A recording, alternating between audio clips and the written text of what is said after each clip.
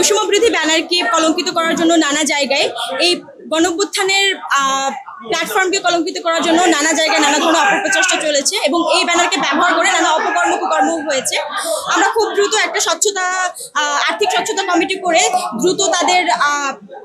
জবাবদিহিতার আওতায় আনবো এবং সারা দেশে বৈষম্য বিরোধী ব্যানার নিয়ে সামনেই আমাদের জুলাই মাস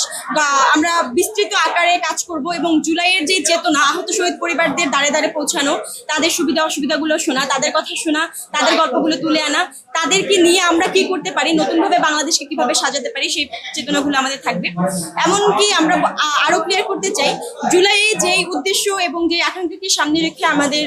হাজার হাজার ভাই বোনেরা শহীদ হয়েছে, যারা নিজের বুকের তাজা রক্ত ঢেলে দিয়েছে রাজপথে, তাদের শুধুমাত্র এক ফ্যাসিস্টকে সরানোই তাদের মূল লক্ষ্য ছিল না, তাদের ফ্যাসিবাদী কাঠামো বিলোপ এবং বাংলাদেশকে নতুনভাবে গঠন করার একটা প্রত্যয় ছিল। সেই প্রত্যয়কে ধারণ করে আমরা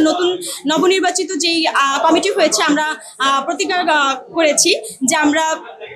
সেই প্রত্যয়কে ধারণ করব এবং তাদের স্বপ্নের বাংলাদেশ বিনির্মাণে নিজেদের সর্বোচ্চটুকু দিয়ে কাজ করব। আশা করি আপনাদের সকলের সহযোগিতা থাকবে এবং